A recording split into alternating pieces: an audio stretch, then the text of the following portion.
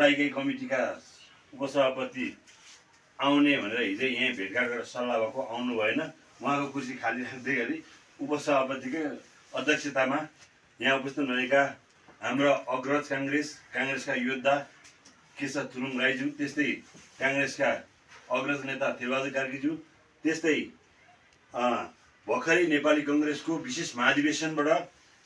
यस तिङ्लाको एउटा गर्व, तिङ्लाको इज्जत प्रतिष्ठाको रूपमा केन्द्रीय सदस्यमा सायद इतिहासमा पहिलोपटक होला, तिङ्लाको इतिहासमा तिङ्लाको भूमिबाट हामीले केन्द्रीय सदस्य पाएका छौँ। केन्द्रीय सदस्य धर्म नेपालीज्यू, त्यस्तै यस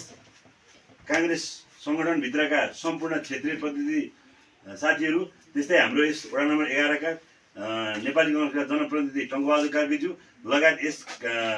आज यस हलमा उपस्थित भएका सम्पूर्ण नेपाली कङ्ग्रेसका क्रियाशील सदस्य तथा हाम्रो वडाई कमिटी समितिका सदस्य सचिव भुवन कार्की लगायत यहाँ सम्पूर्ण पदाधिकारी तथा क्रियाशील सदस्यज्यूहरूलाई हार्दिक जय नेपाल तथा अभिनन्दन व्यक्त गर्न चाहन्छु। आज हामी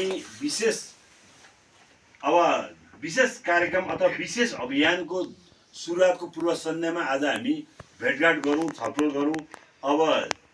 राष्ट्रले एउटा फागुन 21 गते चुनाव गर्ने भनेर घोषणा गरिसकेपछि सबै पार्टीहरू त्यसमा समाहित भएर सबैले उम्मेदवारीका साथ सबै नै अब काङ्ग्रेसले आफ्नो पार्टीको जिताउने अभियानमा कार्यक्रम सुरु भइसकेको छ र अहिले हाम्रो उम्मेदवारहरू अथवा हाम्रा नेपाली कङ्ग्रेसका सम्पूर्ण साथीहरू चाहिँ अहिले पार्टीको उम्मेदवार जिताउने हिसाबले आफ्नो हिसाबले अहिले काठमाडौँतिर उहाँले घनीभूत रूपमा छलफल भेटघाटमा लागिरहनु भएको छ र हामी काठमाडौँमा हामी सोलु दुधको नगरपालिकाभित्रको वडा नम्बर 11 को रहँदै गर्दा म पनि अस्तिको दिन आएको, त्यहाँभित्र पनि मैले एक चरणको हामी पनि यसो भेटघाट गरेर उम्मेदवारसहित गरेर एउटा आह्वान गरौँ कि भन्ने किसिमको मैले पनि प्रयास गरेँ। गर्दै गर्दा धेरै साथीहरूको अब यहाँ धेरैलाई भेटघाट गर्दै गर्दाखेरि कतिपय धेरै भोटरमा नाम नभएका साथीहरू छन्, यहाँ आउन त आउनु होला, ती आउने साथीहरूको सहभागिता हुँदैन। त्यसै हामी चाहिँ जे गर्ने हो तिङ्लाभित्रै आखिर राजनीति त्यहाँ गर्ने हो, भोटर त्यहाँ गर्ने हो, उनीहरू त्यहाँ भएकोले हामी अब गतिविधि चाहिँ हामी वहीँ गएर गर्नुपर्छ भन्ने एक किसिमको हाम्रो अनौपचारिक हामी बिचको छलफलबाट अनौपचारिक सरसल्लाह भएको हुनाले म तत्कालै अस्तिको दिन आएपछि त्यसपछि अब गाउँमा हुन त अहिले काठमाडौँतिर पनि खासै चुनावको गर्मागर्मी अब सबैतिर लागेको त छैन, तयारीको चरणमा सबैतिर छ। त्यही पनि अब यहाँ अब हाम्रो सोलु दुधगुण्ड नगरपालिका वडा नम्बर 11 भित्रको र हामीले उम्मेदवारको हिसाबले नि प्रकाश सिंह कार्की पनि यही भूमिका भित्रकै उहाँ चाहिँ पछि उहाँको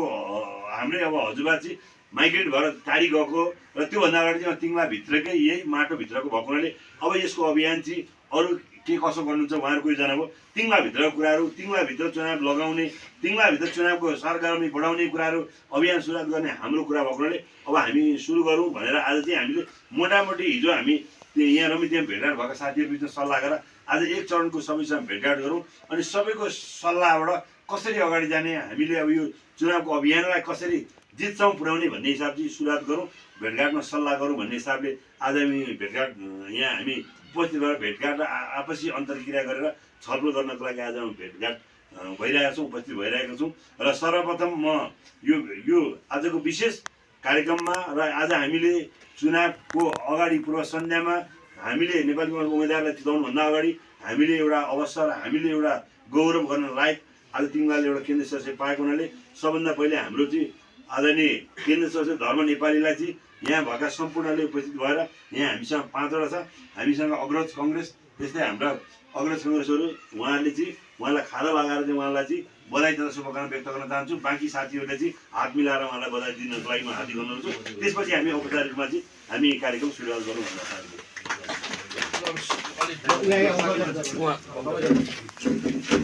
ताली चाहिँ लाउँ।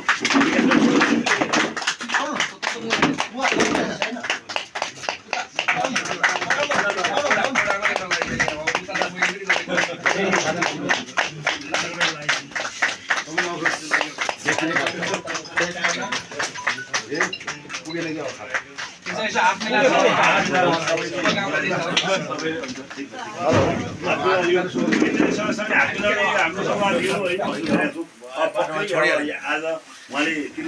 गर्दाखेरि यहाँको सङ्गठन काङ्ग्रेसभित्रको सङ्गठन अझ चुस्त दुरुस्त र हामी सबैमा काङ्ग्रेसमय हुनेछ र काङ्ग्रेसले पनि यहाँको जनताको हक हित र भलाइको लागि काम गर्नेछ भन्ने हामी अपेक्षा राखौँ र र अब बाँकी कुरा चाहिँ हामी अन्तर्क्रिया जस्तो अब हामीले एक दुईवटा कुरा अहिले म यहाँ सुनाउँछु, त्यो बिचमा छलफल गरौँ, अरू साथीहरूका सबैको कुराहरू सुनौँ। अब कसरी हामीले अभियान सुरु गर्ने भन्ने नै हो टपिक, त्यहाँ त्यति नै हो। अब हाम्रो म आउनुभन्दा अगाडि के अरे म्याजिक के भन्ने समथिङमा चाहिँ हाम्रो पार्टी सभापति वडा इकाइ सभापति बालकुमारसँग र हाम्रो उम्मेदवार प्रकाश सिंह कार्कीसँगै, अनि भोलिपल्ट म यता आएको, त्यस कारण मैले बालकुमारमा जाउँ भनेर भन्दाखेरि अझै 8-10 दिन टाइम लाग्छ बस्छु भन्ने उसलाई कुरा र म चाहिँ जान्छु भनेर उसँग भेटघाट गरेर म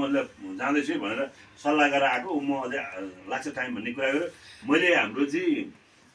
नगर सभापतिसँग पनि हिजो अस्ति आएर कुरा गरेको थिएँ, उहाँहरू पनि अझै 8-10 दिन लाग्छ के रहेछ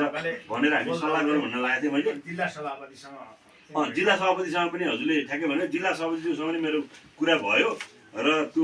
त्यसमा कुरा हुँदा गर्दा चाहिँ अलिकति अहिले हाम्रो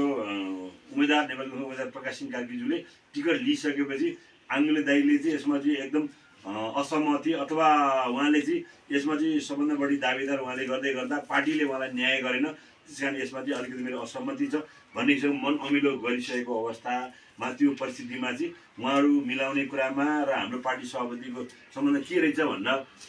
मैले फोन गरेँ। र मैले फोन गर्नुभन्दा अगाडि नि एक्चुअली हामी त्यहाँ बिहान चाहिँ लोकन्थेलमा गएको थियौँ, हाम्रो प्रकाश दाको घरमा गएको थियौँ। त्यहाँ गएको भेटघाटमा चाहिँ मैले के सुनेँ भने सभापतिले नि फोन रेस्पोन्स गर्नुभएको छैन, अनि अर्को आङ्गल दाइले पनि हाम्रो उम्मेदवारको फोन रेस्पोन्स भएको छैन, फोनै रिसिभ भएको छैन भनेर मैले त्यहाँ थाहा पाइसकेँ के रहेछ त भनेर मैले उहाँलाई फोन गरेँ। त्यहाँबाट फोन उठेर पछि हाम्रो सभापतिले कल ब्याक गर्नुभएको थियो। अनि मैले यही टपिकमा चाहिँ कुरा गरेको थिएँ, यस्तो त छ अब उम्मेदवार भइसक्नुभयो, हिजो अब 13 जना चाहिँ